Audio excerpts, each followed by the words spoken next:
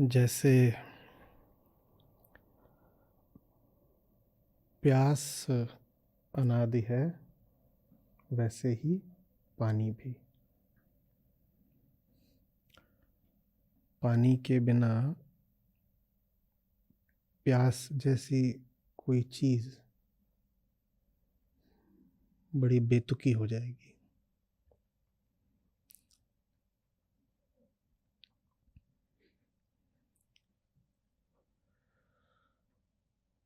पर अगर प्यास का होना ही पानी के होने को सिद्ध करता है, तो प्यास बची ही क्यों हुई है? प्यास तो समय की धारा में प्रतिपल मिटती रहती, क्यों नहीं मिटी? प्यास है, पानी भी है, मिटती रहनी चाहिए थी प्यास, मिटी क्यों नहीं?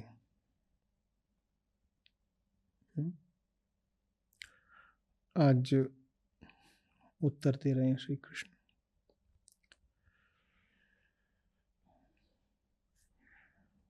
तीन शब्दों में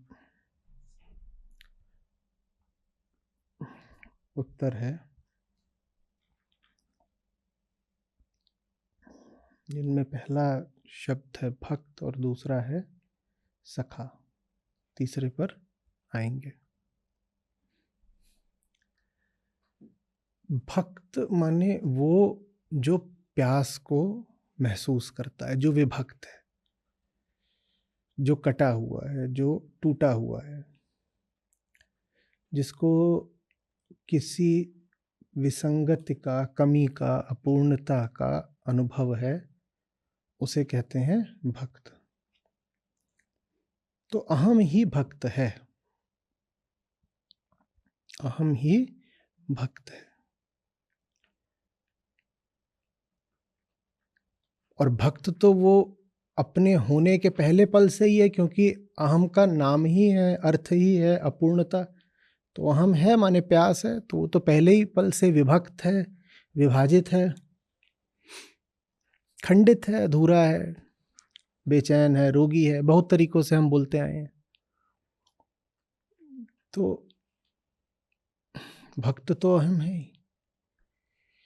और श्री कृष्ण अर्जुन को कह रहे हैं तुम मेरे भक्त हो, तुम मेरे सखा हो, इसलिए ये पुरातन बात आज मैं तुमको समझाऊंगा। हम कह रहे हैं कि भक्त तो अहंकार का होना ही है। अहंकार का होना माने अहंकार का भक्त होना, अहंकार का टूटा हुआ होना।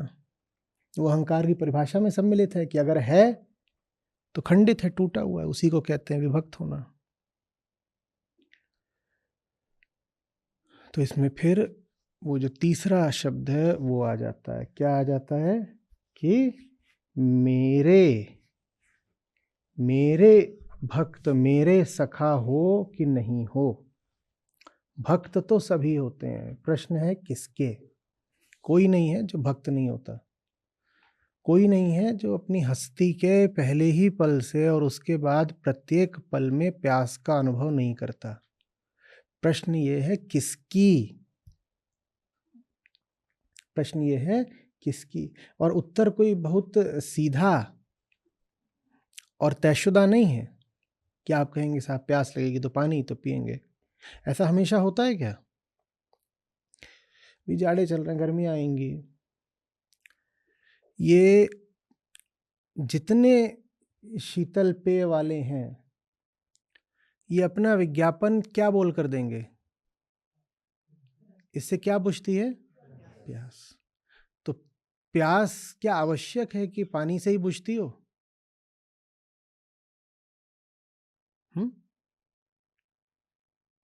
प्यासे को ये बिल्कुल प्रतीत हो सकता है या समझाया जा सकता है, संस्कारित किया जा सकता है कि उसकी प्यास बुझेगी शीतल पेय से। किसी कोला से, फिजी ड्रिंक से, तो प्यास तो लगेगी, पर पानी की प्यास नहीं लगेगी। तो प्यास और पानी अनिवार्यतः साथ नहीं चलते, यही समस्या है। प्यास का संबंध अनुभव से है और पानी का संबंध ज्ञान से है। अनुभव तो सबको हो जाते हैं, अनुभव पशुओं को भी हो जाते हैं। पशु को भी प्यास लगी हो तो उसे वैसे ही अनुभव होगा जैसे आपको होता है। पशु की प्यास में और आपकी प्यास में अंतर नहीं होता। पशु को पत्थर पड़े, आपको पत्थर पड़े, बहुत सीधे सीधे और बहुत पुराने वैज्ञानिक प्रयोग हैं। बिल्कुल एक ही प्रक्रिया से संवेदना चोट खाई हुई जगह से मस्तिष्क तक यात्रा करती है, बिल्कुल एक ही प्रक्रिया। इस अर्थ में जब मनुष्य की प्रक्रियाओं का, जो हमारा न्यूरल सिस्टम है, उसका अध्ययन करना होता है तो पशुओं का अध्ययन कर लिया जाता है, क्योंकि बिल्कुल एक बराबर है। आपकी पीठ पर पत्थर पड़ा या आपके पाँव में चोट लगी और कोई और पशु है, विशेषकर कोई मैमल है स्तनधारी, उसके चोट लगी, वो एक ही प्रक्रिया होती है। उसके बाद आपके खून बहा, उसके खून बहा, तो वो जो चोट है वो ठीक कैसे होती है, उसकी भी वही प्रक्रिया। तो अनुभव के मामले में, चाहे वो चोट का अनुभव हो चाहे प्यास का अनुभव, अनुभव के मामले में सब एक बराबर होते हैं। अनुभव के लिए कोई ज्ञान नहीं चाहिए, अनुभव के लिए तो बस अहंकार चाहिए। अनुभव हो जाता है प्यास का अनुभव सबको हो जाता है। कोई नहीं है जो बेचैन ना हो, तो प्यास का अनुभव सबको है। लेकिन किसकी प्यास है ये बात अनुभव नहीं बता सकता। तो प्यास अनुभव का विषय होती है और पानी ज्ञान का विषय होता है। भक्त होना अनुभव की बात होती है। कोई नहीं है इस जगत में जो भक्त ना हो। बार बार बोला करता हूं इसीलिए कि ये क्या अलग अलग लगा रखा है, भक्ति मार्ग ज्ञान मार्ग, सब भक्त हैं, सब ज्ञानी भी हैं। प्रश्न ये है कि ज्ञान किसको और किसका। इसी तरह से जो भक्त है वो भक्ति कर रहा है किसकी। भक्त तो सभी हैं। भक्त का मतलब जो अपने आप को टूटा हुआ समझता हो, दूर समझता हो। सब अपने आप को किसी न किसी से दूर समझते हैं, तो सब भक्त हैं।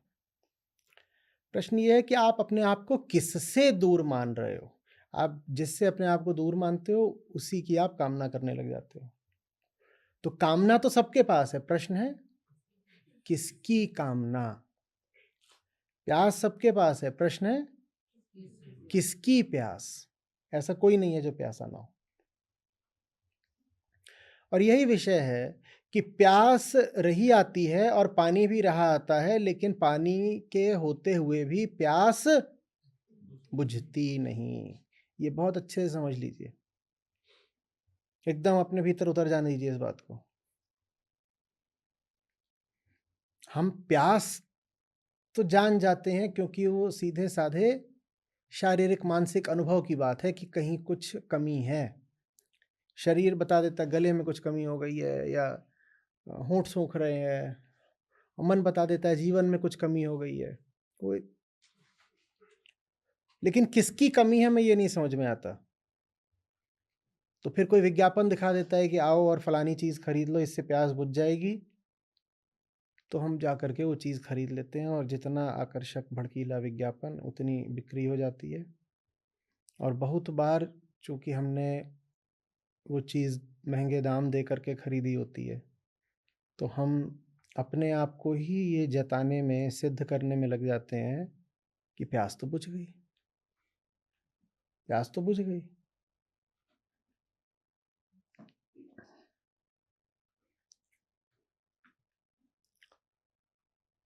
आपको प्यास लगी हुई थी बहुत और घर में ही पानी रखा था, पर आप टीवी देख रहे थे और टीवी में आपको बहुत आकर्षक तरीके से बताया जा रहा था कि प्यास बुझेगी, वो जाओ 500-1000 रुपए का उधर कुछ मामला है वहाँ खर्च करो तो प्यास बुझेगी। अनुभव है हमारे पास, ज्ञान तो नहीं है। अनुभव हुआ प्यास का और वहाँ पे आकर के किसी ने बता दिया कि वहाँ चले जाओ 500-1000 खर्च करो प्यास बुझ जाएगी, तो वहाँ चले गए और अपना 1000 रुपया फूंक कर आ गए। ठीक है, अब कोई आपको बोले कि अरे ये 1000 तुमने व्यर्थ फूके, तुम्हें इस वस्तु की तो प्यास थी ही नहीं, प्यास तो किसी और चीज़ की थी, तो हम मानेंगे नहीं। मान लिया तो बड़े बुद्धू से लगेंगे ना, कि जो चीज़ सरल थी, सुलभ उपलब्ध थी, उसके लिए जा कर के पहले इतनी यात्रा करी, अड़चन झेली, वहाँ गए होंगे, वहाँ पर चीज़ खरीदी, बिल कटाया, पैसे दिए। तो हम कहते हैं नहीं, वो जो चीज़ थी वो बिल्कुल उपयुक्त थी, प्रमाण ये है कि प्यास हमारी बुझ गई है। इसीलिए आप पाते हो कि ज़्यादातर लोग दुनिया में घूम रहे हैं ये दावा करते हुए कि उनके पास कोई प्यास नहीं है। उस दावे के पीछे उनकी मजबूरी है। थोड़ी दया करो बेचारों पर, क्या बोलेंगे वो कि जीवन भर हम प्यास बुझाने के ऊंचे से ऊंचे मूल्य चुकाते रहे हैं और लुट कर आते रहे हैं। जो कुछ था सब बुझा दिया है, लुटा दिया है, ये सोच के कि इससे मिटेगी प्यास, और प्यास मिटी नहीं है, लुट और गए हैं। ऐसा वो स्वीकारेंगे। ये स्वीकारने के लिए स्पष्टता बहुत चाहिए, और स्पष्टता के साथ साथ साहस बहुत चाहिए। इतना साहस हम में होता नहीं है। साहस भी तो कहाँ से आता है? प्रेम से आता है, ज्ञान से आता है। न ज्ञान है न प्रेम है, तो साहस कहाँ से आएगा? तो हम झूठ बोल देते हैं सीधे। हम बोल देते हैं हम जिस दुकान पर गए थे वही असली दुकान है, वो जो पानी मिल रहा बहुत बढ़िया है, हमसे पूछो, हमारी प्यास बुझी है, हमारी प्यास बुझी है। ऐसे का कुछ नहीं हो सकता, क्योंकि खेल तो सारा अपने ही चुनाव का है। जो ये माने ही ना कि वो मूर्ख बनता रहा है, ठगा जाता रहा है, उसके बचाव की सारी संभावना तुरंत समाप्त हो जाती है। अध्यात्म उनके लिए है जो सर्वप्रथम स्वीकारें कि वो दुख में हैं। जिंदगी जिन्हें ठोकरों पर रख के ठगती रही है, अध्यात्म उनके लिए है। जो खुद से ही झूठ बोलते हो, उनकी कोई कैसे मदद करेगा? क्योंकि मदद का अर्थ ही होता है आपने पुकारा, कोई आया। मदद का अर्थ ही होता है कि आप अपनी स्वेच्छा से सहारा मांग रहे हैं। जो मांग ही नहीं रहा, उसको देने वाला उपस्थित भी रहे तो दे कैसे? बच्चे तो नहीं हम छोटे छोटे कि कोई जबरदस्ती वैक्सीन लगा देगा। और ये मनुष्य की गरिमा के भी विपरीत है कि उसे ठगे जाने से बचाने के लिए उसे ठग करके फिर बचाया जाए। हालांकि ये रास्ता बहुतों ने अपनी करुणा से अपनाया है। वो कहते हैं ये मूर्ख तो बन ही बैठे हैं और व्यर्थ बातों में इनका भरोसा हो ही गया है, तो चलो वही व्यर्थ बातें इनको बताते हैं। ये आ जाएंगे, जब ये आ जाएंगे तो इनको सही बात बताएंगे। पर इतिहास बताता है कि ऐसा प्रयोग सफल हो नहीं पाया है। प्रयोग सफल तो उन्हीं पे होता है जो जान जाते हैं और स्वीकार लेते हैं कि उन्हें प्यास कृष्ण की ही है। और कृष्ण माने बोध, कृष्ण माने वो कुछ भी नहीं जो इंद्रियगत है, वो कुछ भी नहीं जिससे मैं रहते हुए नाता बना सकता हूँ, उसको कृष्ण कहते हैं। मैं जैसा हूँ मैं वैसे ही बना रहा हूँ, ये कृष्ण की पहचान है। कोई कहे ना आपका कृष्ण से नाता है, नहीं है, कैसा है, कैसे पता करें? आप जैसे हैं वो रहते हुए आप जिस भी वस्तु से नाता बना सकते हो, कृष्ण नहीं है। कृष्ण मतलब वो जिससे नाता बनाने के लिए अपने आप को तोड़ना पड़ेगा। कृष्ण माने वो जिसको आपका होना रत्ती भर भी स्वीकार ना हो।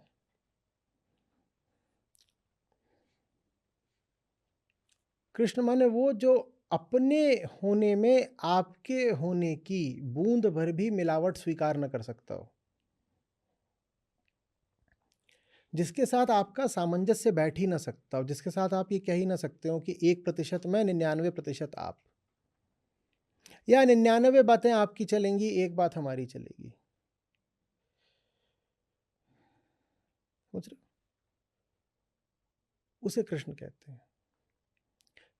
तो जो थोड़ा सा ध्यान दे रहे होंगे समझ गए होंगे कि हमें प्यास किसकी है।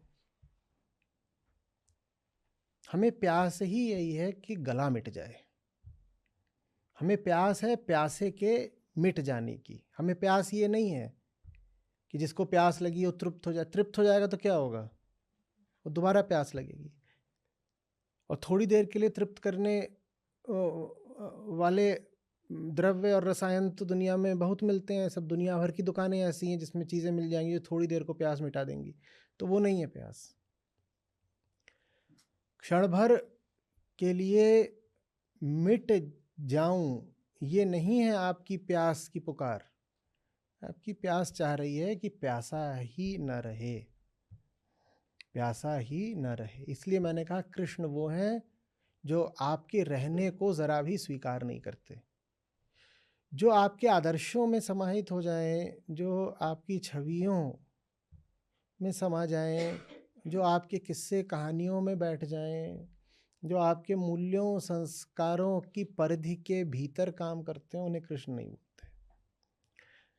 जो आपके हो सकते हैं उन्हें कृष्ण नहीं बोलते।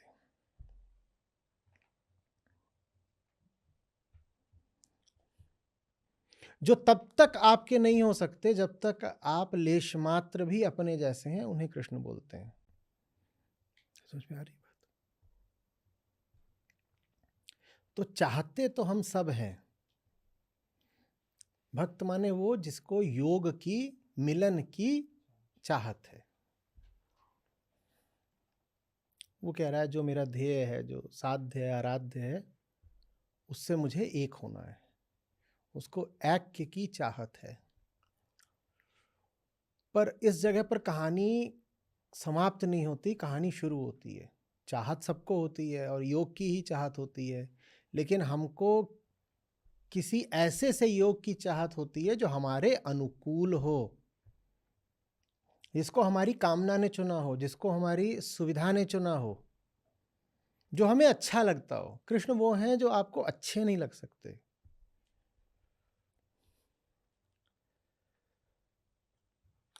कोई ऐसा है जिसको कामना ही ना हो? कोई बैठा है यहाँ पे? तो कामना तो सबको है। जिसको कामना है वही भक्त है।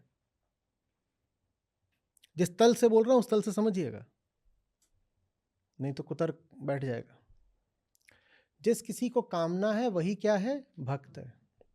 लेकिन आपकी कामना हमेशा ये होती है कि आप हैं और आपको कुछ ऐसा मिल गया जिससे आप और फूल कुप्पा हो गए, बिल्कुल मौज आ गई। कामना यही है ना,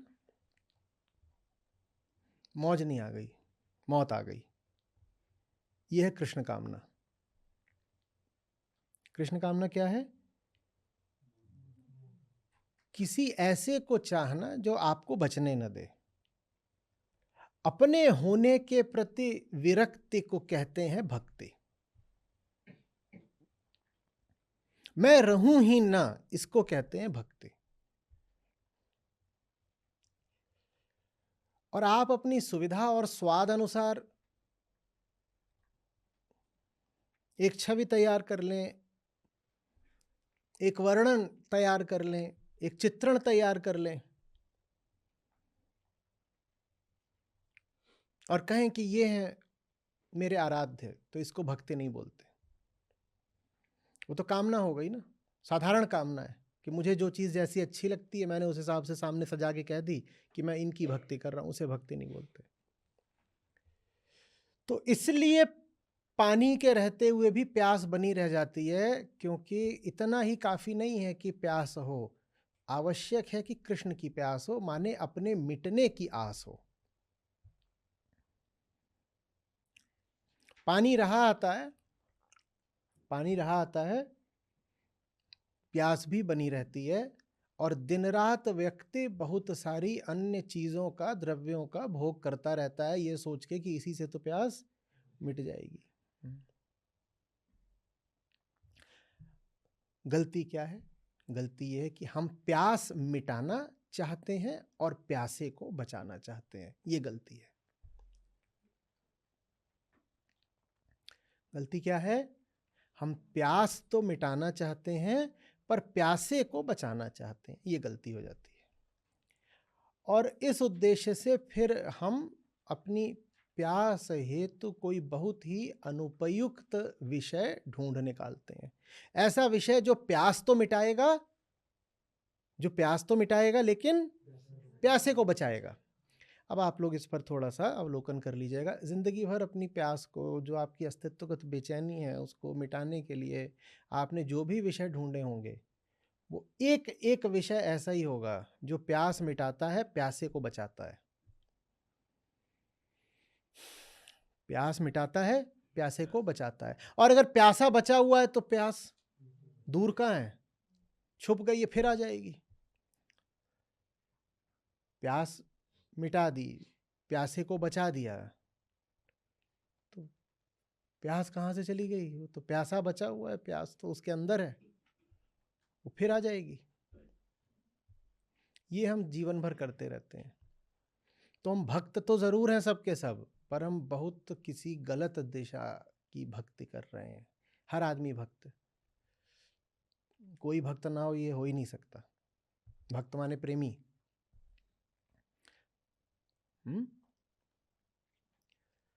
हो ही नहीं सकता कि कोई पैदा हुआ है और उसे प्रेम ना हो। पर ज्यादातर लोगों का प्रेम एकदम निचले तल पर रह जाता है, साधारण कामना बनकर। वास्तविक प्रेम जो कर पाए उसको भक्त बोलते हैं। वो फिर असली भक्त कोई नहीं होता। कामना सब में होती है, तो उस अर्थ में भक्त सब होते हैं कि कामना सब लिए फिर रहे हैं, लेकिन प्रेम बहुत कम होते हैं जिनमें होता है। हालांकि अपनी कामना को सब बोलते प्रेम ही है।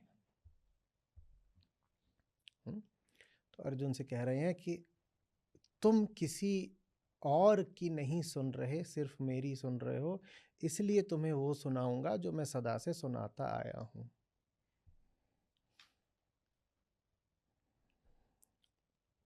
औरों को भी सुना देता, पर उनके पास उनके कृष्ण हैं, तो वो अपने कृष्णों से सुन लें। कुछ समझ में आ रही है बात?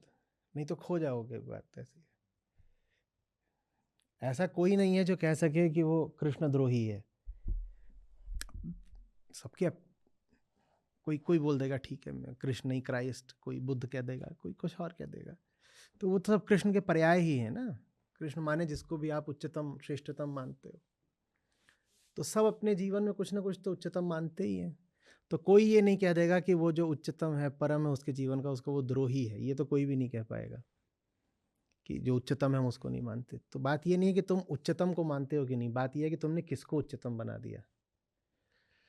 तो हमारे पास कृष्ण नहीं होते हैं, हमारे पास हमारे कृष्ण होते हैं, और हम हमारे कृष्ण को पूजते रह जाते हैं और उन्हीं की भक्ति करते रह जाते हैं।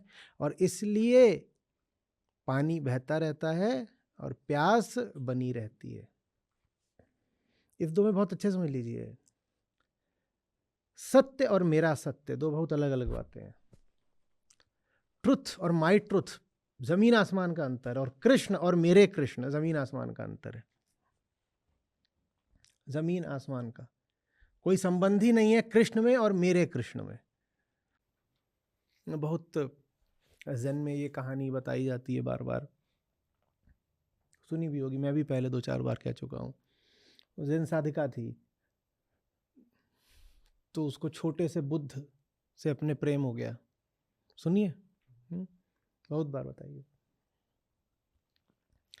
तो इतने से जो अपने बुद्ध थे वो लिए लिए फिरती थी, कहती थी मेरे बुद्ध मेरे बुद्ध, और इधर उधर जाए और उसको अपना आंचल में छुपाए हुए। इतने से बुद्ध उसने बनाए थे क्यूट, और वो उनको अपना लिए लिए फिरती थी।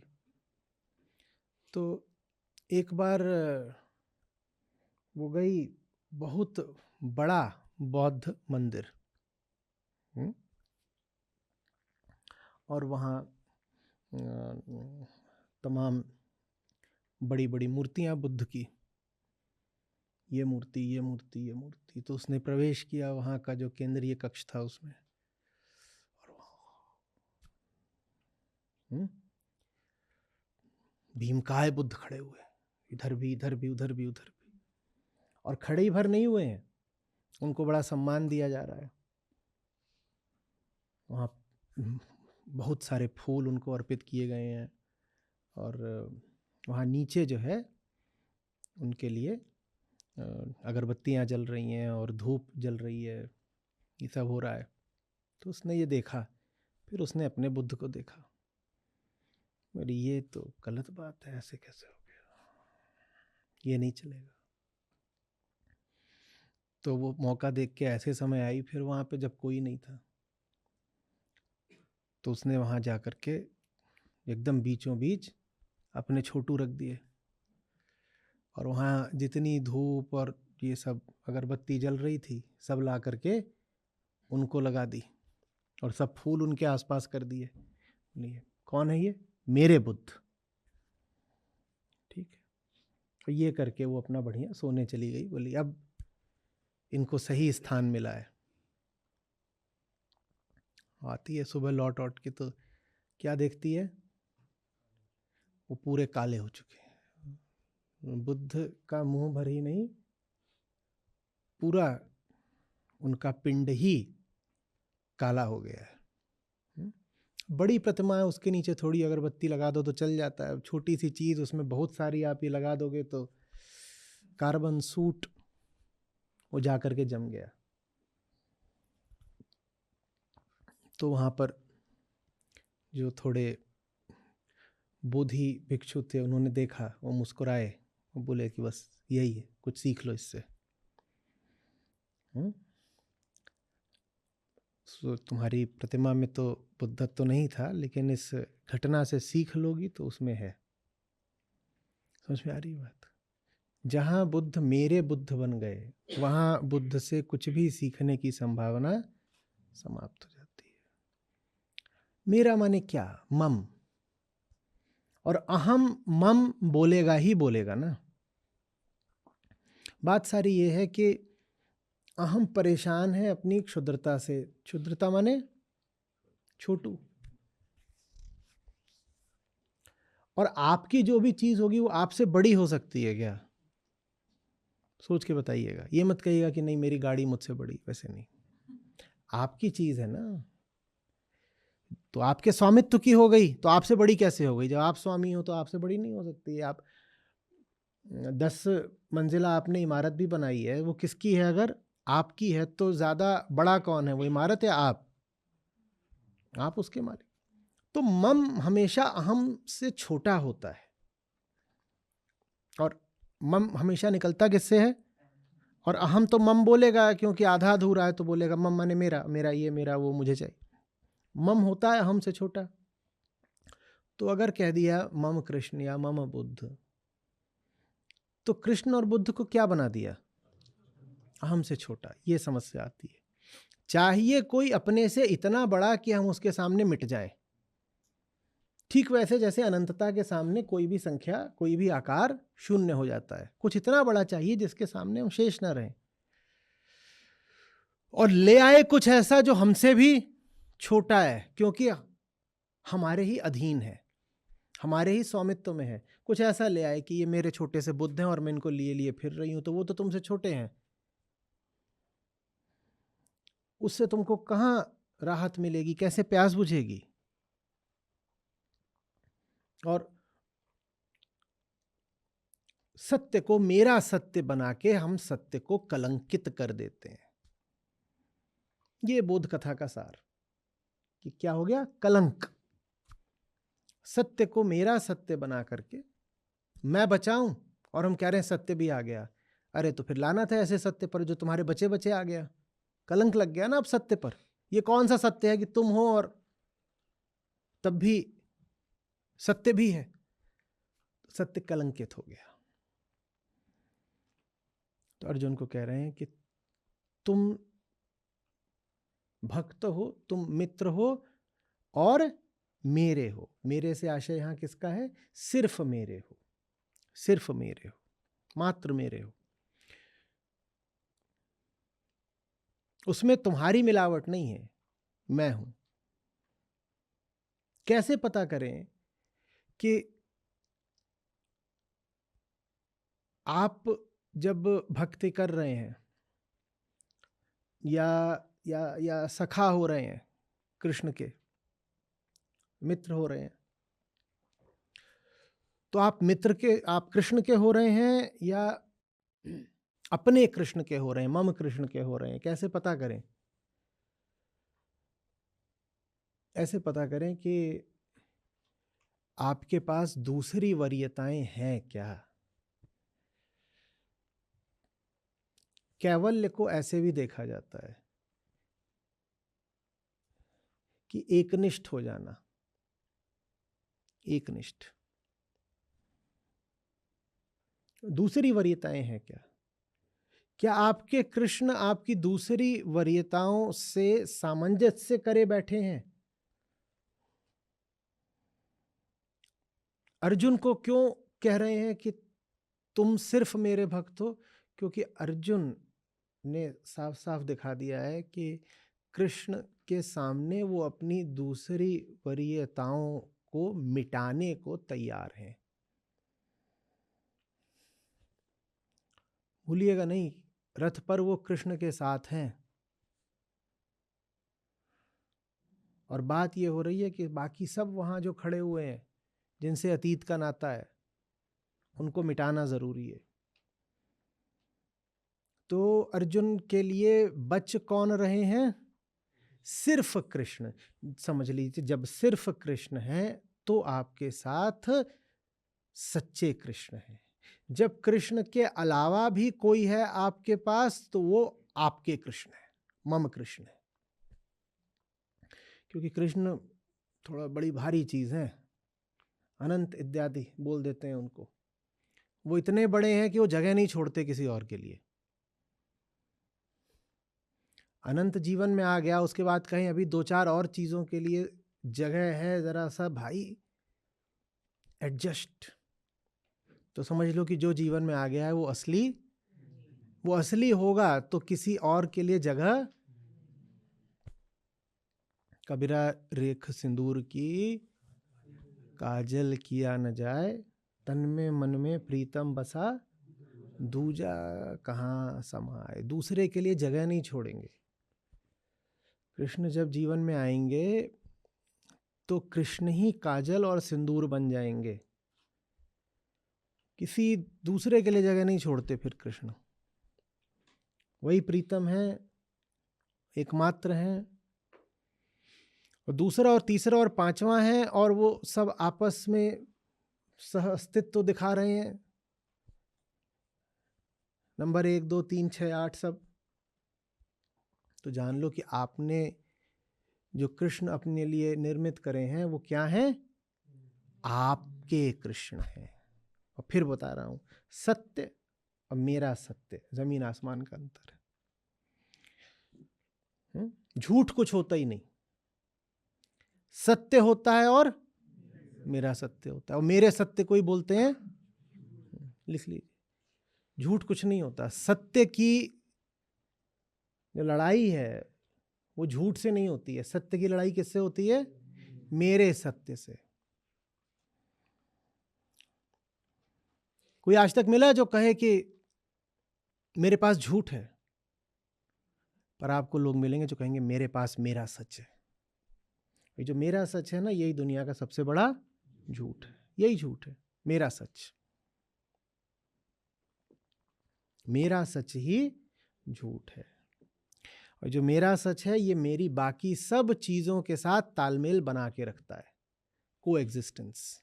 मेरा सच, मेरी गाड़ी, मेरा बंगला, मेरी नौकरी, मेरे विचार, मेरी मान्यता, मेरा अतीत, मेरा ऐसा, मेरे सपने, मेरा पैसा, सब ये सब बिल्कुल एक साथ चलते हैं। और ये आपस में कैसे हो जाते हैं? बिल्कुल कैसे हो जाते हैं? एकदम एक साथ चलते हैं, कोई समस्या नहीं होती इन्हें।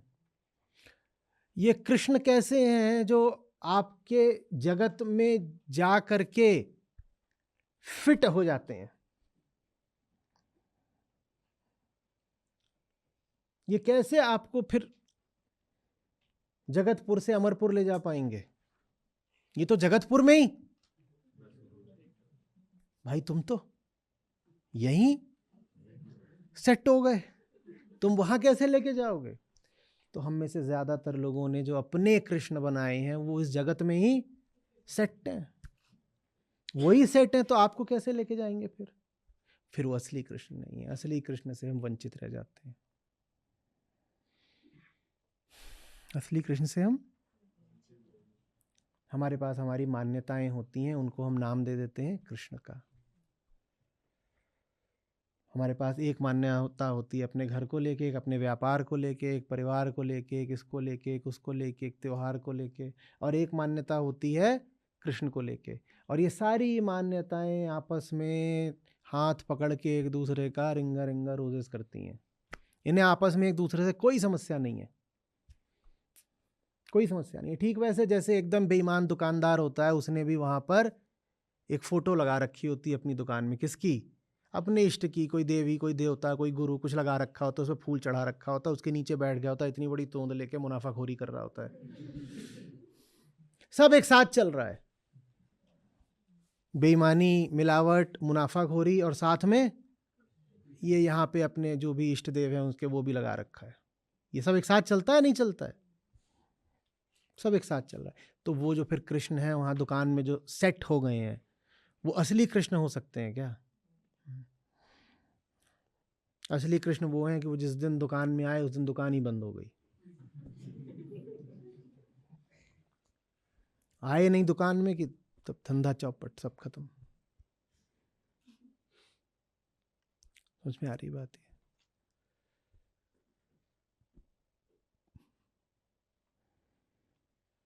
जो आपको सुहाने लगे, जो आपको आकर्षक लगे, जो आपको सुंदर लगे, वो कृष्ण कैसे हो सकते हैं? हमें कौन सुंदर लगेगा? चूहे को कौन सुंदर लगता है? या तो चूहिया, या कहीं पे कुछ टुकड़ा रोटी का, यही सुंदर है? उससे पूछो सौंदर्य कि तुम अनंतता बताओ, तो कहेगा ताजी रोटी और जवान चूहिया, दो ही चीज बता सकता है वो। तो आप समझ क्यों नहीं रहे? जो आपको सुंदर लगे, जो आपकी परिभाषा पर बिल्कुल जम जाते हो, खरे उतरते हो, जो आपके मानकों पर सही साबित होते हो, वो तो नहीं हो सकते ना। समझ में आ रही?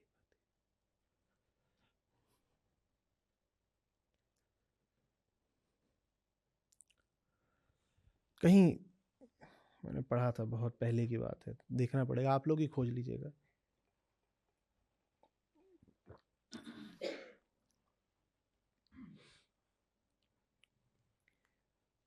ऑस्पेंस्की शायद, देख लीजिएगा किसका वक्तव्य, खोज लीजिएगा। ट्रुथ इज ट्रिमेंडस, किसका है खोजिएगा।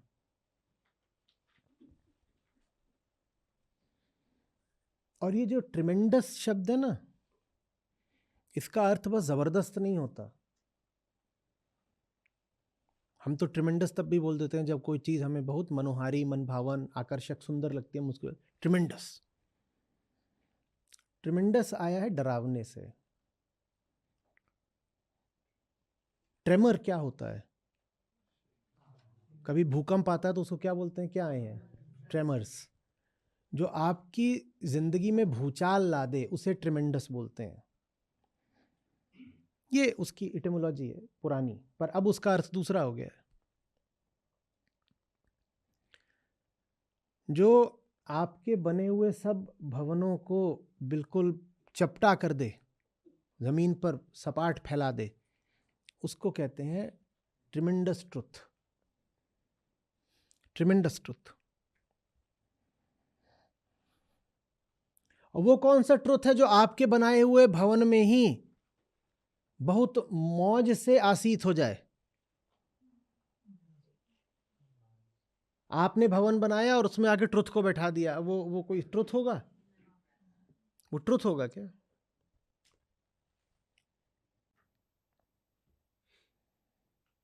ट्रुथ का काम है आपने जो कुछ भी बना रखा कर, यहाँ तो नहीं आ रहा मैं, ये जगह है ही नहीं मेरे लिए। ट्रुथ तो वो है जो आए और बस दस्तक भी दे आपके दरवाजे पर तो घर ही भड़म, उसके दस्तक भर देने से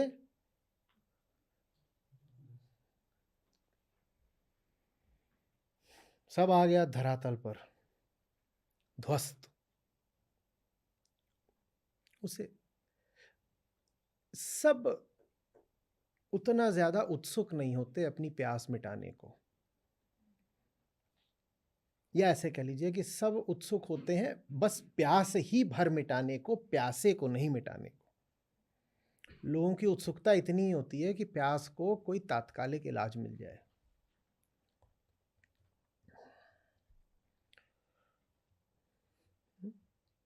तो इसलिए जिस ज्ञान की, जिस योग की कृष्ण बात कर रहे थे चौथे अध्याय के पहले और दूसरे श्लोक में, वो कालातीत होते हुए भी, सर्वसुलभ होते हुए भी हमें नहीं मिलता। हमें नहीं मिलता क्योंकि हमें चाहिए ही नहीं। लिख लीजिए, नहीं मिलता क्योंकि चाहिए ही नहीं। इसको और एकदम बिल्कुल मिट्टी की भाषा में लिखना है तो लिखो, हमें सत्य भी अपनी पसंद का चाहिए, मेरा वाला ट्रुथ। नहीं बुर्गेंडी, नहीं velvet. Can I have a lighter shade of pink?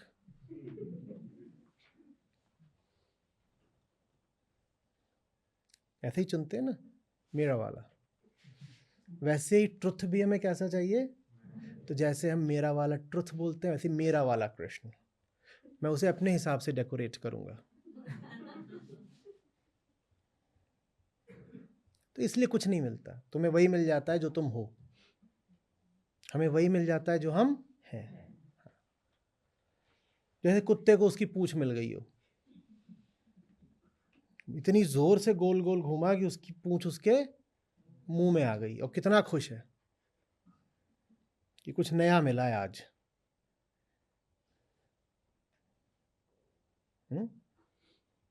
सबकी देखी थी, अपनी कभी नहीं।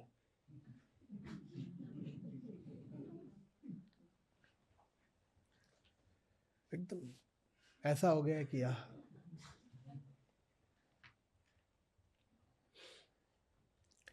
ये सब कुछ इसलिए होता है क्योंकि हम मूल बात भूल जाते हैं, अहम।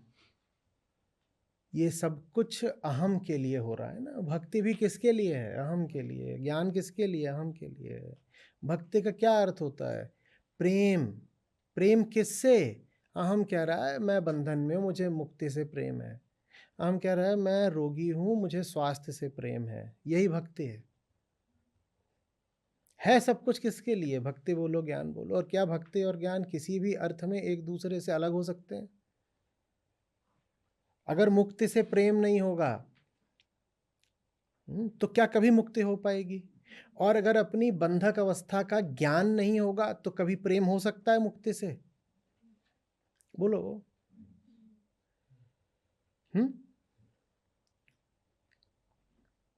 आपको पता ही नहीं था आप बीमार हो, भीतर भीतर कोई बीमारी पनप रही थी, आप जानते नहीं थे। एक दिन कुछ परीक्षण करवाया, निकल के आया बीमार है, ठीक है। तभी तो जा करके उस चिकित्सक को मूल्य देना शुरू करा ना, जो इलाज कर सकता है। तभी तो फिर दवाइयों की खोज करी और दौड़ धूप करी। जैसे ही पता चलता है कि हम कौन हैं, हम बीमार हैं, जैसे ही पता चलता है हम बीमार हैं, वैसे ही जो स्वास्थ्य दाता होता है उसके प्रति प्रेम आ जाता है। और इसको दूसरे कोण से भी देख सकते हैं कि आप अपनी बीमारी को उद्घाटित भी करने इसीलिए जाते हो क्योंकि आपको स्वास्थ्य से प्रेम है। तो उस अर्थ में प्रेम ज्ञान से भी पहले आता है। आप बीमार हो और आपको स्वास्थ्य से प्रेम हो ही ना, तो क्या आप अपना परीक्षण भी कराने जाओगे? तो एक तो बात यह है कि परीक्षण के बाद जो स्वास्थ्य दाता चिकित्सक हो सकता है उससे प्रेम बना, और एक बात यह है कि परीक्षण भी तो इसीलिए कराया ना क्योंकि स्वास्थ्य से, जिसको अपने स्वास्थ्य से बिल्कुल प्रेम नहीं होता वो चेकअप कराएगा क्या? तो उस अर्थ में तो प्रेम ज्ञान से भी पहले आता है। और ये दोनों एकदम साथ साथ चलेंगे ना, प्रेम क्या प्रेम क्या, तो एक ही। दोनों किसके लिए होते हैं? दोनों किसके लिए हैं? अहम के लिए। हाँ, तो कृष्ण से चूकने की बड़ी से बड़ी वजह यह है कि हम अहम से चूके रहते हैं। हम दुनियादारी की बातें करते रहते हैं, अहम से चूके रहते हैं। विशेषकर जो भक्ति का क्षेत्र है उसमें अहम का तो नाम ही नहीं लिया जाता। तो इसीलिए हम भक्त तो बन जाते हैं, पर हमें ये नहीं पता होता कि भक्त बना कौन है, अतः उसे भक्ति करनी किसकी चाहिए। अगर आपको अपनी बीमारी नहीं पता तो आपको कैसे पता कि कौन आपका इलाज करेगा? बताइएगा। आप यही नहीं जानते हो कि प्यास किसकी है, तो आप कैसे जानोगे कि क्या पीऊं? बताओ बताओ। और अगर अहम नहीं लाओगे तो कैसे जान पाओगे कि प्यास किसकी? अब भक्ति के क्षेत्र में अहम को बहुत लोग बिल्कुल बिसराए रहते हैं। वो कहते हैं भक्ति में तो भगवान की बात करनी है, बस भगवान की बात करनी है।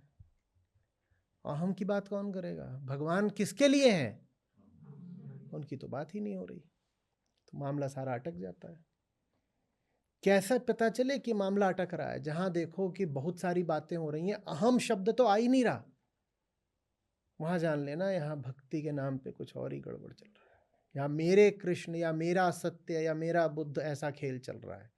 वो आकर्षक बहुत लगेगा, आकर्षक बहुत लगेगा, उपयोगी बिल्कुल नहीं होगा। समझ में आ रही बात? अध्यात्म किसी दूसरे के लिए थोड़ी होता है, अध्यात्म तो भगवान के लिए भी नहीं होता है। अध्यात्म किसके लिए है? सारा आपके लिए है। आप मर जाओ, उसके बाद कोई आके बोलेगा कि चलो उठो भजन करो? सारा अध्यात्म भी कब तक है? जब तक आप आपके लिए है बाबा। कि बहुत मूल बात समझ में क्यों नहीं आ रही? अगर आपके लिए है तो आपको पता तो होना चाहिए ना कि आप कौन हो और आपकी हालत क्या है। वो हमें नहीं पता होता। हमें लगता है अध्यात्म इधर उधर की चीज़ों के लिए।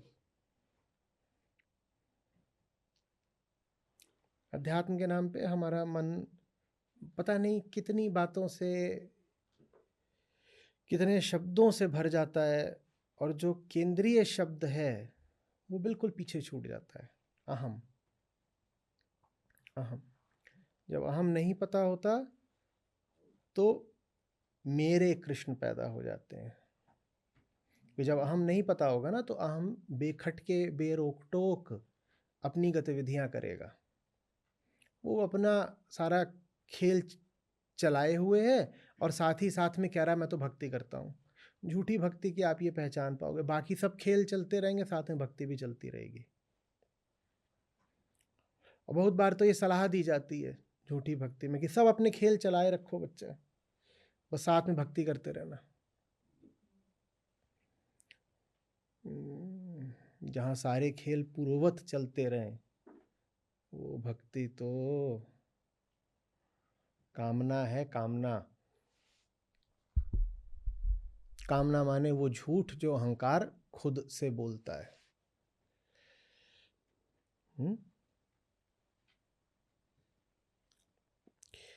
तुम मेरे भक्त हो, तुम मेरे मित्र हो, इसलिए आज वो पुरातन योग तुमसे कहता हूँ, क्योंकि मेरी बात उत्तम गुप्त रहस्य है, उत्तमम रहस्यम। यही एक बात है जो जानने लायक है। बाकी सब बातें जो तुम जान रहे हो वो इस बात को जानने पर आश्रित है। उदाहरण के लिए आपको पता हो ना आपको जाना कहाँ है, उसके बाद आप पता करोगे ना हाँ कि सड़क क्या है, उस तरफ रास्ते में ईंधन मिलेगा कि नहीं मिलेगा, और लंबा है रास्ता तो कहीं रुकने की व्यवस्था होगी कि नहीं, ये सब बाद में। बाकी सारी बातें जानने की, उस मूल बात को जानने के पीछे आती हैं, बाद में आती हैं, उस मूल बात पर आश्रित हैं। अगर आत्मज्ञान नहीं है तो बाकी सब आप जो भी कुछ जान रहे हो वो बहुत मूर्खता की बात है। वो ऐसी सी बात है कि पता नहीं है कि जाना कहाँ है और जा कर के खड़े हो गए हो एयरपोर्ट पर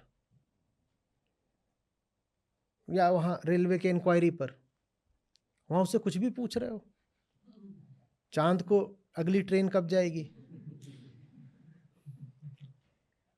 क्योंकि अब कोई भी प्रश्न वैध है, क्योंकि कोई भी प्रश्न अवैध कैसे होगा। कुछ भी अवैध भी तभी होगा ना जब मंजिल का पता हो। मंजिल पता है, उसके बाद उल्टा सवाल पूछे तो कहेगा ये बेकार सवाल है। जब आपको पता ही नहीं आपको जाना कहाँ है तो आप ये भी पूछो कि चांद कैसे जाना है, कौन सी ट्रेन, तो ये सवाल भी वाजिब ही है। क्या दिक्कत है? बात समझ में आ रही है? ये अपने आप से आज पूछिएगा, लिखिएगा कम्युनिटी पे। अगर आप कहते हो कि आपके जीवन में सत्य उतर रहा है, तो जो सत्य आ रहा है वो आपके जीवन में जो कुछ था उससे तालमेल बिठाता जा रहा है, या जो बाकी सब कुछ था उसको एल्बो आउट करता जा रहा है ना, कोहनी मार के। सत्य की जगह है, मेरी सीट पे कोई बैठा है, आपकी ट्रेन में आपकी सीट पे कोई बैठ गया है। अब शिष्टता के नाते आप हो सकता है मुंह से न भी बोल पाएँ, तो भी धीरे धीरे क्या करते जाते हैं, अपना आकार बढ़ाते जाते हैं। उसको हटना पड़ेगा। सत्य ऐसा ही है, अगर वो आपके जीवन में आ गया है तो अपना आकार बढ़ाता जाएगा और बाकी सब चीज़ों को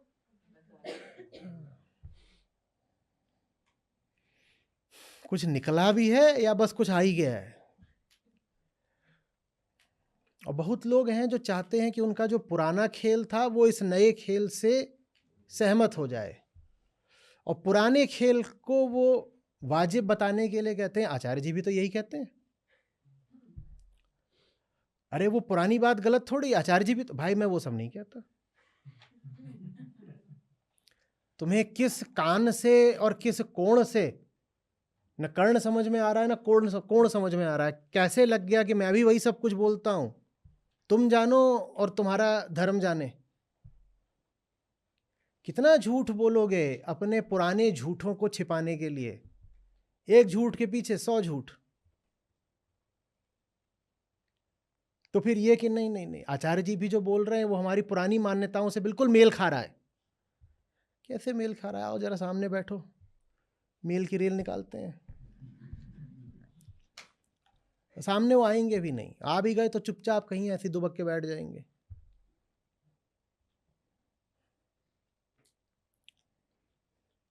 आप जो पहले थे और जो यहां बात समझ रहे हो, अगर उसमें आपको थोड़ा भी मेल दिख रहा है, समायोजन दिख रहा है, ओवरलैप दिख रहा है, तो आप अपने आप से झूठ बोल रहे हो।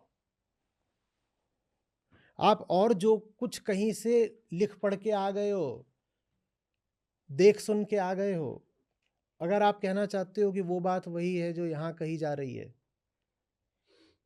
तो यहां आई क्यों गए हो? अगर यहां वही सब कुछ बोला जा रहा है जो आपकी पुरानी जिंदगी और आपकी पुरानी जगहों में था, तो तुम वहां से हटे ही क्यों? यहां जब कुछ न नया न अलग, तो तुम वहीं क्यों नहीं जाकर बैठ जाते, वहीं बैठे रहो। ये धूर्तता है, ये झूठ है, ये क्या बोलें इसको, एहसान फरामोशी और क्या। कि जैसे कई लोग आपको मिले होंगे, उनकी आंखों में लिखा होता है कि महाभूखे हैं, और उनसे आप पूछिए कि खाना है कुछ, नहीं नहीं खाना तो नहीं है, पर आप इतना जोर दे रहे हैं तो ले आइए, ले आइए। हम तो पहले से खाए पिए हैं, पहले से हमारा छक के पेट भरा हुआ है, पर आप ले आइए, ले आइए और ले आओ। अच्छा लेकिन ज्यादा नहीं लाइएगा, 2 रोटी बस, पेट भरा हुआ है। वो ये नहीं बताते 2 रोटी कितनी बार। 2 रोटी तो बिल्कुल ठीक है, पर 2 रोटी आधा दर्जन बार आएगी ये भी बताते ना। तो सब खा पी लेंगे, अरे पेट तो पहले से भरा हुआ था। आपने जो कुछ अभी खिलाया ये सब तो हम पहले से ही खा के आए हुए हैं। और आपने अब जोर दे के खिला दिया, खैर कोई बात नहीं, आपका आग्रह था तो हमने स्वीकार कर लिया। हम लोगों का दिल नहीं तोड़ते। मिले ऐसे लोग, इनका कुछ नहीं होता, इनका ये होता है कि अगली बार कुछ नहीं पाते। एक बार तुमने ये दिखा दिया कि तुम कैसे हो, उसके बाद आगे तुम्हें काहे को कुछ मिलेगा भाई? जब यहाँ जो कुछ है वो तुम पहले से ही लेकर आए हुए हो, तो जहां से लेकर आए हुए हो वहीं बैठे रहो, यहाँ काहे के लिए आए हो? यही कृष्ण बोल रहे हैं। जब तुम्हारे पास पहले से ही कृष्ण है तो यहाँ क्या लेने आए हो? कृष्ण तो बस उसके लिए हैं जिसके पास पहले से कुछ ना हो, जो सर झुका करके विनम्रता से स्वीकार कर ले, पहले जो कुछ था कचड़ा था, जो है बस अब है। जिनका अहंकार उनको ये मानने की इजाजत नहीं देता कि पहले सिर्फ कचड़ा था, उनको फिर क्या मिलता है? मेरे Krishna, my truth. My truth is the biggest लाई।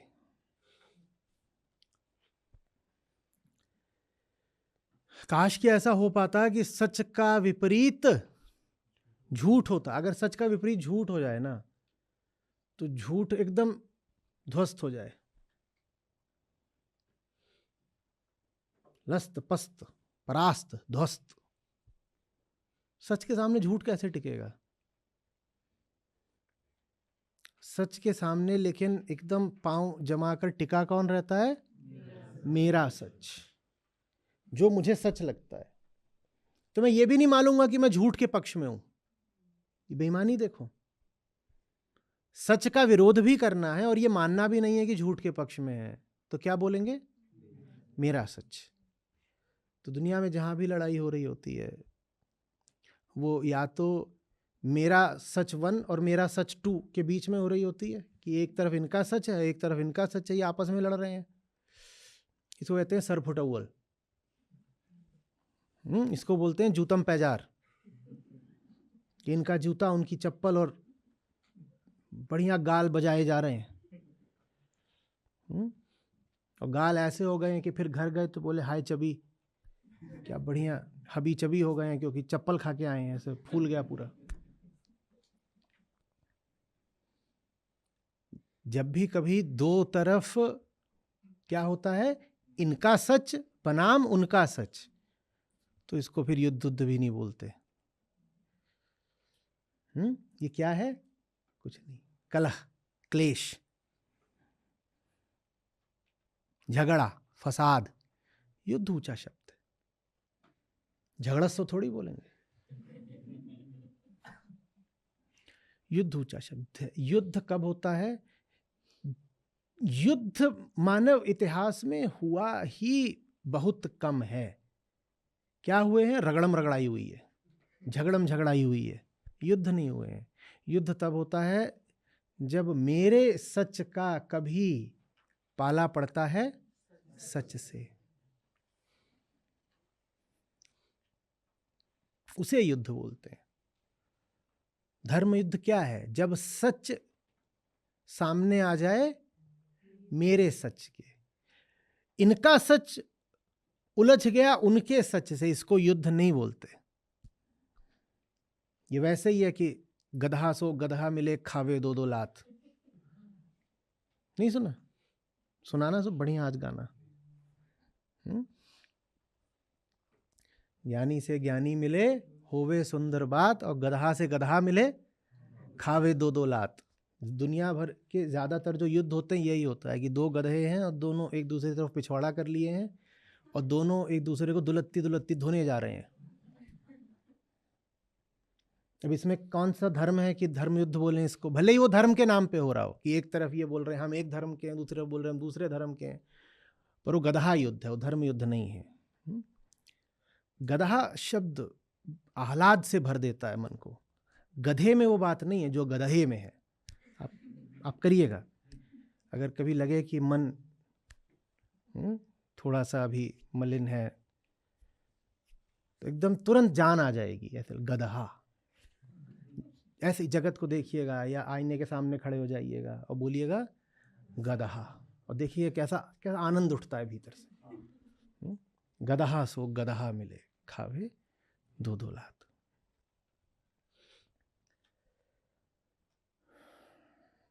जब सत्य कहीं नहीं होता, तो जितने ये होते हैं ना मेरे सत्य वाले, ये सब आपस में सरभुटौल एक दूसरे को फोड़ रहे हैं। सत्य के उतरने की, सत्य के मैदान में होने की पहचान ये होती है कि जब सत्य आता है तो उससे एक मेरे सत्य का संघर्ष या विरोध नहीं होता। मेरे सत्य वाले जितने होते हैं वो सब गिरोहबंदी करके इकट्ठे हो जाते हैं सत्य के खिलाफ, क्योंकि ये तल है मेरे होने का तल है, ये अहंकार का तल है। ये इस पे ये क्या है, इसका मग का सत्य, ये क्या है ग्लास का सत्य, ये क्या है तौलिए का सत्य। अब इनमें आपस में अंतर है। क्या अंतर है? ये यहाँ, ये यहाँ, ये यहाँ, ये माइक सत्य, ये सत्य, ये सत्य, ये सत्य, इनमें आपस में अंतर है। तो ये आपस में क्या करते रहते हैं? शैडो बॉक्सिंग है। ज़्यादा कुछ आपने कुछ एक दूसरे को कुछ करना नहीं है, बस एक दूसरे को दिखाना है कुछ हो रहा है। तो ऐसे जैसे तलवारबाजी कर रहे हो दो, ऐसे तो ये ऐसे इनका आपस में चलता रहता है, कोई किसी को यहाँ नष्ट वष्ट नहीं करता। इनमें अंतर है ही बहुत ज़्यादा नहीं ना, है तो एक ही तल के। हाँ, जब सत्य आता है तो वो इनका साझा दुश्मन बन जाता है, क्योंकि यहाँ तो ये इससे अलग है, ये इससे अलग है, और जब सत्य आता है तो वो इन सबसे अलग है। जब इन सबसे अलग है तो वो इन सब के लिए एक साझा अस्तित्वगत खतरा बनता है, एग्जिस्टेंशियल थ्रेट। अगर ये है तो ये नहीं कि ये नहीं बचेगा, ये नहीं बचेगा, अगर ये है तो इनमें से कोई नहीं बचेगा। तो ये सब गिरोहबंद हो जाते हैं, ये गुटबंद हो जाते हैं, लामबंद हो जाते हैं, और ये सब तुरंत एक संगठन में, एक गठबंधन में आ जाएंगे इसका विरोध करने के लिए। अपने जीवन में ये परखिएगा, ये हो रहा है कि नहीं हो रहा है।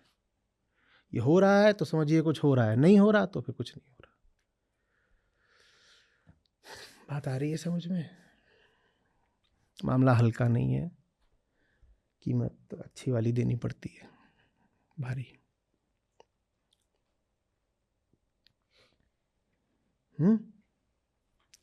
लिखो, सत्य सामंजस्य नहीं करता। ट्रुथ और एडजस्टमेंट ये साथ साथ नहीं चलते।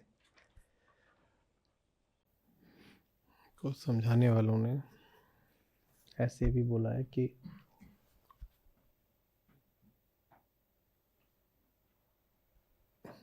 वो जो चीज है, जो अध्यात्म का लक्ष्य है, जो वेदांत का प्रतिपाद्य है, वो चीज इतनी आवश्यक है कि कोई भी व्यक्ति ये नहीं कर सकता कि उसके बिना एक पल भी जिए।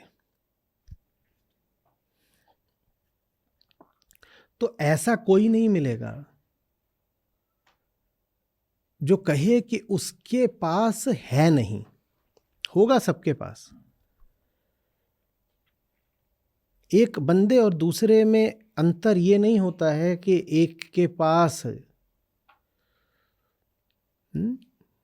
वो है और एक के पास नहीं है।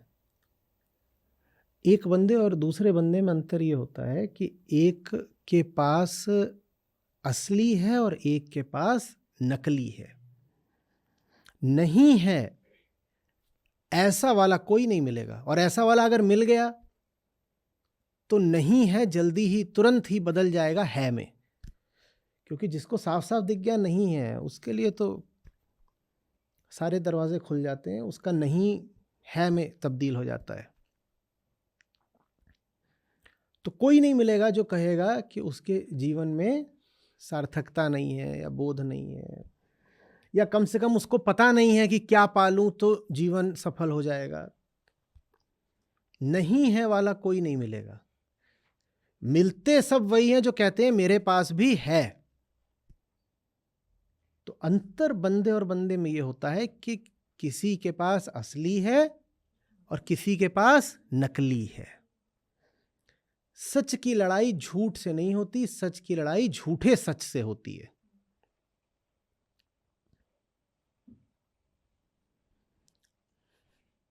झूठ के तो इतना भी दम नहीं है कि अपने बूते पे सच के सामने खड़ा हो पाए। तो सच के सामने खड़ा होने के लिए भी वो सच का ही नाम लेकर और सच का ही मुखौटा पहनकर और सच जैसे ही कपड़े पहनकर खड़ा होता है सच के सामने।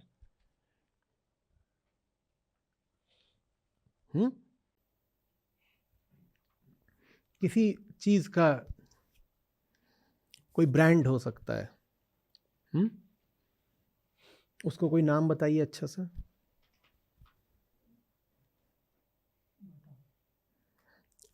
प्रचलित मत बताइएगा, अपनी ओर से बताइए।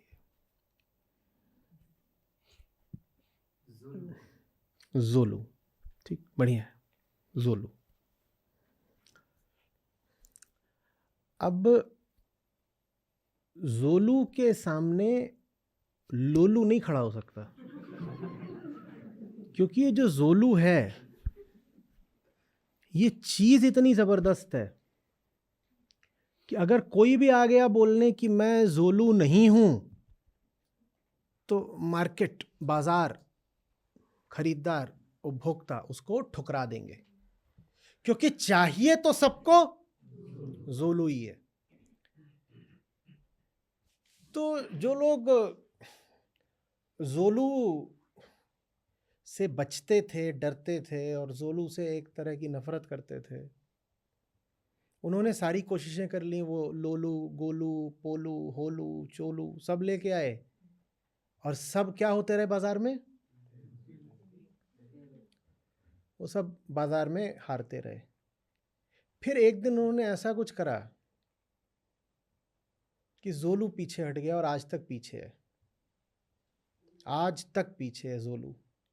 कृष्ण वही बात यहाँ तीसरे श्लोक चौथे अध्याय का इसमें समझा रहे हैं। जोलू जानते हो किससे हारा हुआ है? जोलू, जोलू था ZOLU और जोलू हारा हुआ है ZOLLU से, वो हारा हुआ है। जोलू 1000 का था, जोलू 100 का है। और जोलू पूरा भरोसा दिलाता है कि देखो असली हूं और साथ में सस्ता हूं। तो बेचारा जोलू, उसको कोई लेनदार ही नहीं मिलता। अब जोलू लोलू से नहीं हार सकता, जोलू को हराने के लिए भी जोलू ही चाहिए। जोलू भी जोलू को हरा पा रहा है जोलू के ही नाम का उपयोग करके। जिस दिन जोलू ने बता दिया कि मैं तो वही लोलू हूं जो बिका ही नहीं था, जिस दिन जोलू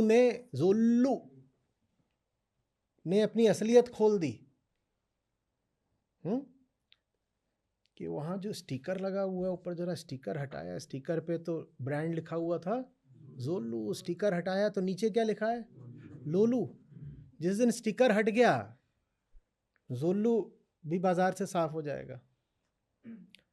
तो झूठ कभी झूठ बनकर बिक नहीं सकता, झूठ बिकेगा झूठा सच बनकर। माया कभी माया बनकर बिक नहीं सकती, माया बिकेगी कृष्ण बनकर।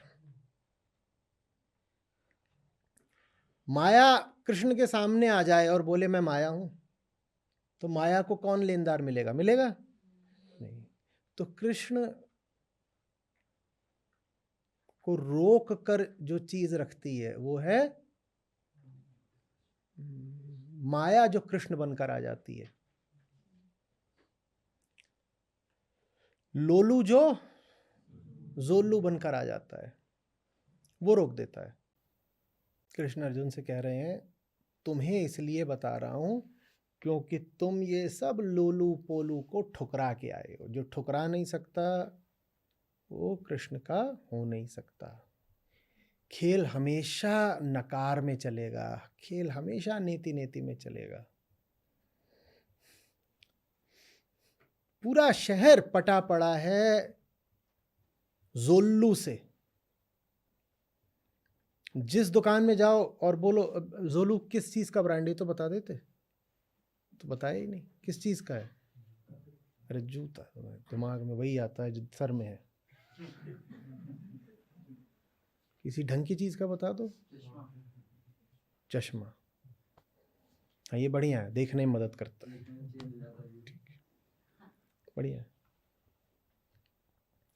तो पूरा शहर पटा पड़ा है किससे? जोल्लू से।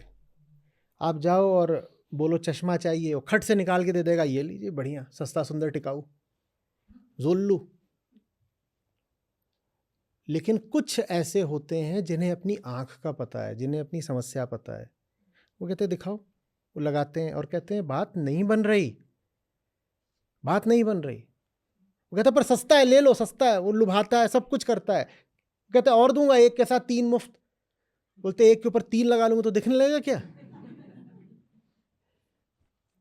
बहुत कम होते हैं जिन्हें इतना आत्मज्ञान होता है कि कह पाएं कि तुम ये जो मुझे दे रहे हो इससे बात तो बनी ही नहीं। वो फिर निकलते हैं, वो 3 4 5 घंटा ढूंढते हैं, इधर उधर गाड़ी लेके फिरते हैं, ये बाजार, वो मॉल, ये जगह, वो जगह। तो उनको फिर कहीं से एक बचा खुचा ऑथेंटिक जोलू शोरूम मिल जाता है। वो बहुत खोजने में मिलता है, और वहाँ पे जोलू तो जानते ही हो कि 100 का नहीं 1000 का होता है, लेकिन उनको मिल जाता है, बहुत खोजने पे मिलता है। शहर में एक आध जगह ही बचता है, क्योंकि बाकी जगहों से तो साफ हो जाता है। समझ में आ रही है बात? अध्यात्म की, भक्ति की, ज्ञान की जो साधारण छवि बिक रही है वो जोल्लू है।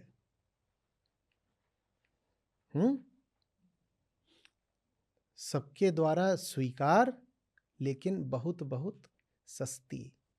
इसलिए अर्जुन मैं किसी को वो बात नहीं बोलता जो तुम्हें बता रहा हूँ, क्योंकि बाकी लोग तो जोल्लू से ही संतुष्ट हैं, तो उनको जोल्लू ही ले लेने दो। तुम सारे जोल्लू छोड़ के आए हो। तुम क्या क्या छोड़ के आए हो? तुम सिर्फ अपने कुरु भाइयों को छोड़ के नहीं आए हो, तुम अपने पांडु भाइयों को भी छोड़ के आए हो। अभी तुमसे बात कर रहा हूँ, तुम सलाह के लिए न तो युधिष्ठिर को बुला रहे हो, न भीम को बुला रहे हो, तुम किसी को नहीं बुला रहे हो। तुम द्रौपदी को नहीं बुला रहे, तुम कुंती को नहीं बुला रहे, तुम किसी को नहीं बुला रहे। तुम सबको छोड़ करके आए हो, इसलिए तुम्हें सुना रहा हूं। जो सबको छोड़ के नहीं आ सकता, कृष्ण से उसे गीता नहीं मिलेगी। अब ये जो जोलू है, इससे सबसे ज्यादा समस्या किसको होगी? पोपलू को, टोलू को, मोलू को, गोलू को, या किसको होगी?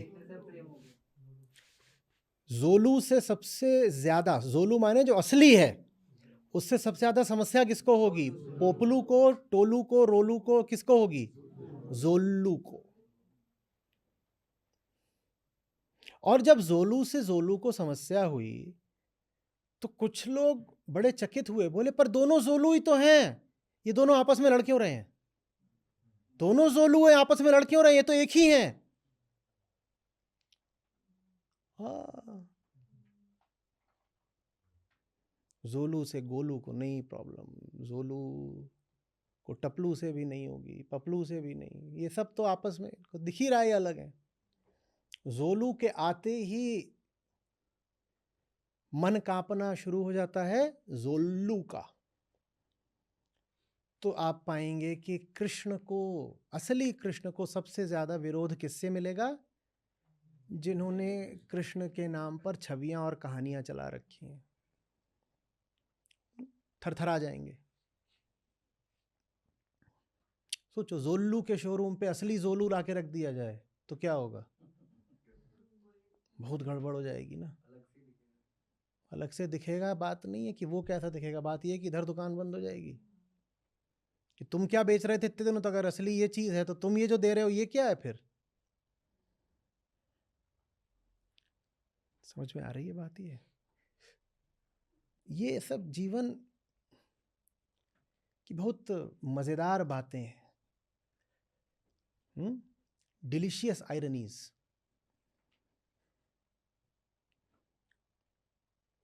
कि सच से सबसे ज्यादा तकलीफ सच को ही होती है।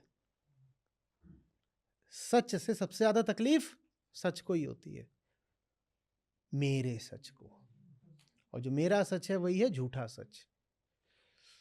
तो जो अनाड़ी होंगे वो बड़ा ताज्जुब करेंगे, कहेंगे अरे ये भी सच है, ये भी सच है, आपस में लड़ क्यों रहे हैं? क्योंकि सच का विरोध करने अगर कभी कोई आएगा तो वो यही कहेगा कि वो भी सच है।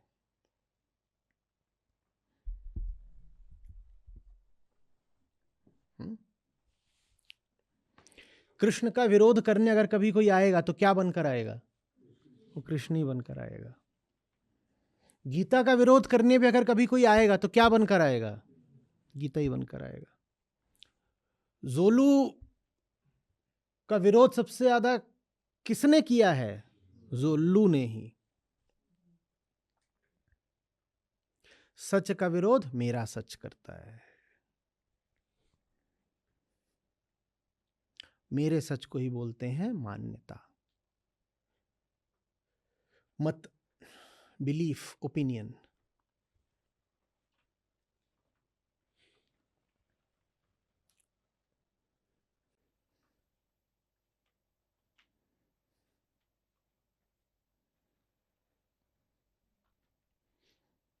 एक आंकड़ा मैंने कहीं देखा, दुनिया में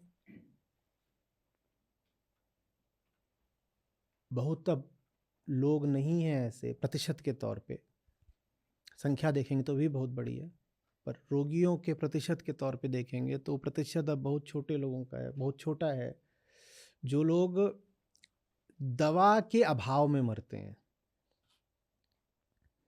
क्योंकि जो आम दवाएं हैं, लाइफ सेविंग ड्रग्स, कमोडिटी जैसी हो गई हैं, वो हर जगह उपलब्ध करा दी जाती हैं और बहुत सस्ती कर दी गई हैं। तो अब ऐसा नहीं होता कि उनके अभाव में ही लोग मर जाएं। ज़्यादा लोग इसलिए नहीं मरते कि उनको दवा नहीं मिली, ज़्यादा लोग इसलिए मरते हैं कि उन्हें नकली दवा मिली। दवा तो सबको मिल जा रही है, आपको सतर्क ये रहना है कि कहीं नकली दवा तो नहीं मिल रही।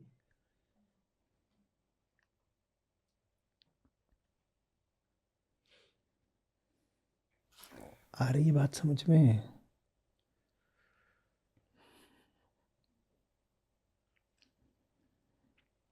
दवा की कमी रह गई, हो सकता है जान न भी जाए, पर नकली दवा मिल गई पक्का जान जाएगी। तो उदाहरण को आगे बढ़ा सकता हूँ कि नकली दवा को बाजार में बनाए रखने का एक तरीका ये होता है कि उसमें कुछ थोड़ा सा ऐसा डाल दो जो एडिक्टिव हो, जिसकी लत लगती हो। तो देखो नकली दवा क्या करेगी, वो आपके साथ चिपक जाएगी कि अब दवा एक मजबूरी बन गई है क्योंकि दवा की ही लत लग गई। और असली दवा का क्या काम होता है? बीमारी को हटाना और फिर खुद भी हट जाना। जो चीज़ दवा समझ कर ले रहे हो कहीं वो नशा तो नहीं है, ये गौर से देख लीजिएगा।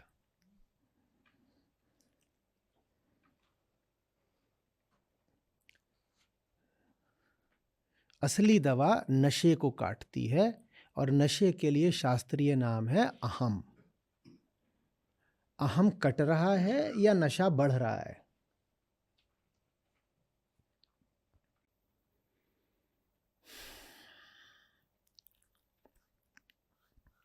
दूजा ही दूजा सब।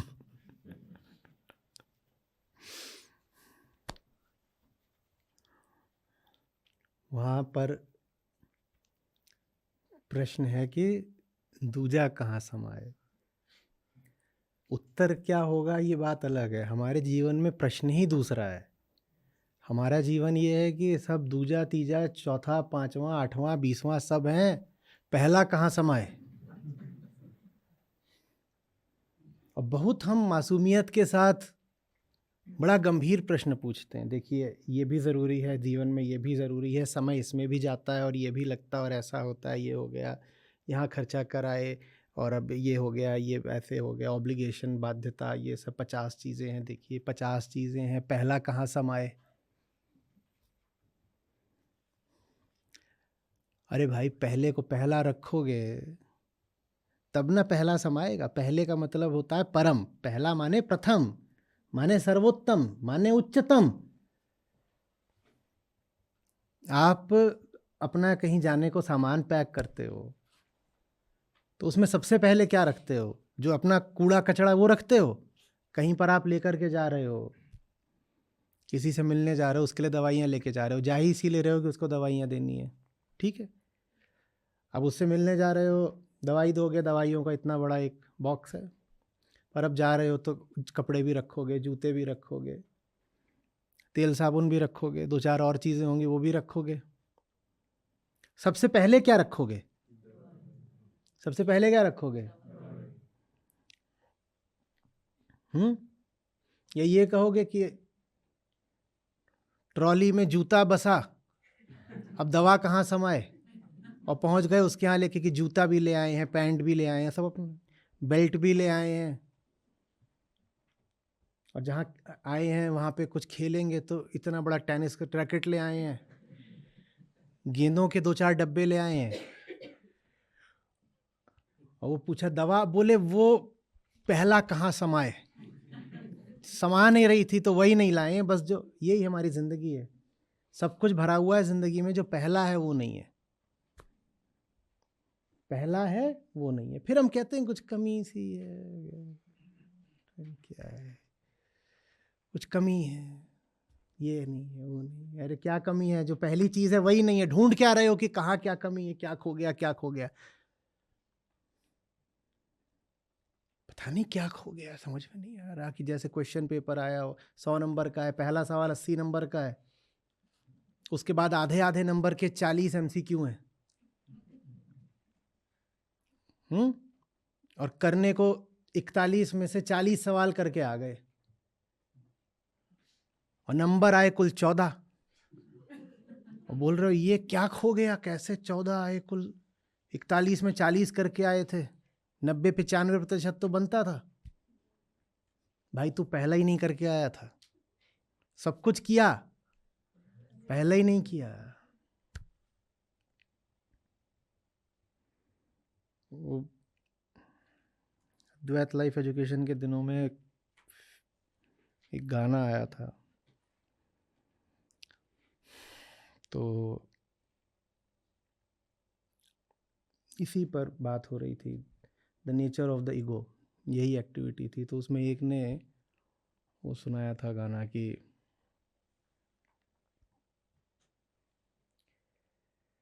पर जाम है खाली। तो उसको प्रेजेंटेशन देनी थी, उसने प्रेजेंटेशन में कहा कि मैं जो बोलना चाहता हूँ वो इसमें आ जाता है, सुना दूँगा, सुनाओ। तो वो 10 साल पहले का था, पर जाम है खाली। उसने था कि ये भी मिल गया, वो भी मिल गया, पर फिर भी कुछ नहीं मिला, ये भी मिल गया, ये भी मिल गया, पर फिर भी कुछ नहीं मिला। वही है, जब पहला नहीं है तो 5वां 8वां रख के क्या पाओगे? इसको हम गणित से भी समझ लेते हैं, प्लेस वैल्यू के कॉन्सेप्ट से।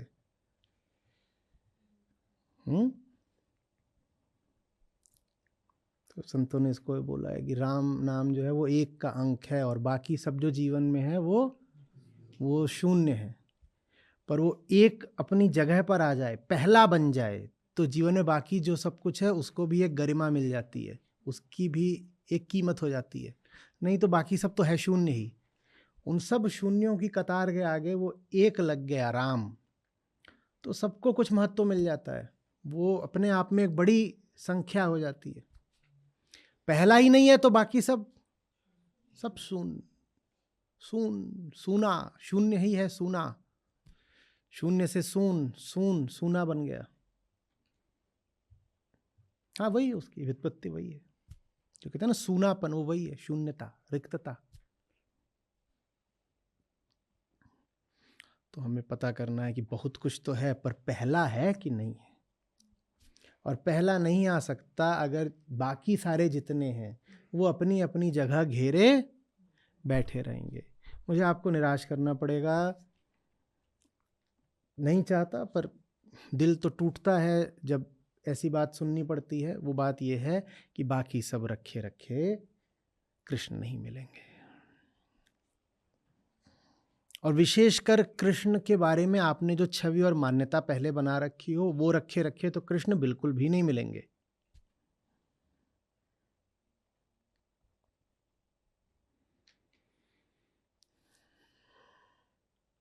मैं भी चाहता हूं कि आपको कह पाऊं कि नहीं, सब कुछ एक साथ हो सकता है, संभव है, पर अब नहीं है तो नहीं है। हम जीवन का नियम तो नहीं बदल सकते ना, ये सब एक साथ नहीं चलते। नहीं तो काहे को बोलते दूजा कहाँ समाए। वो भी कहते देखो, थोड़े से तन में एक प्रीतम को बसा लेंगे, बाकी तन में दूसरे 5 प्रीतम भी तो हो सकते हैं। और तन में नहीं बच सकते तो मन तो काफी विशाल जगह है, मन में तो 18-20 प्रीतम भी हो सकते हैं। पर एक ही हो सकता है, दूजा कहाँ समाए। और एक आ गया तो उसका स्वभाव है, वो दूसरे के लिए जगह नहीं छोड़ सकता। अनंत माने होता है जो असंग है, अनंत असंग, उसके साथ थोड़ी कोई बैठा लोगे।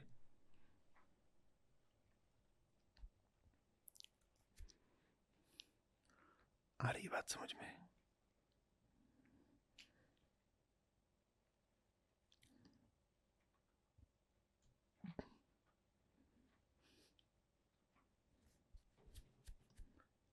कह रहे हैं जा में दो ना समाए, क्या हरि के साथ हम ही नहीं समाते, हरि के साथ आप नहीं समाते और आपका पूरा कुनबा समा जाएगा तो गजब हो गया। हरि के साथ अहम ही नहीं समाता, मम समा जाएगा।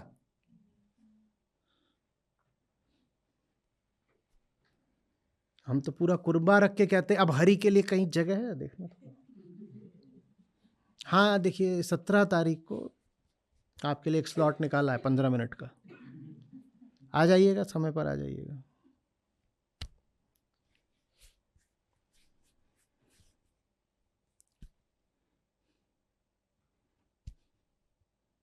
आ रही बात समझ में?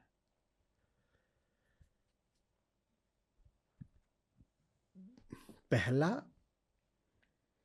अपने आप में कोई पहला नहीं होता, क्योंकि अपने आप में वो कुछ है नहीं कोई वस्तु। पहले को पहला बनाना पड़ता है, उसे पहले जैसा सम्मान देकर। वो जो प्रथम है, जो परम है, उसे आपके लिए परम होना पड़ेगा ना, वरना तो वो शाब्दिक किताबी बात है कि कह दिया परम। अरे होगा परम, तुम्हारे लिए परम है क्या? तुम्हारे लिए तो कुछ और ही परम है। तो जो गरम है वो परम है। हाँ, तुम्हारे लिए परम की जगह परंपरा है। परम परम तभी है जब आप उसे परम का स्थान दें। आप स्थान नहीं दोगे तो फिर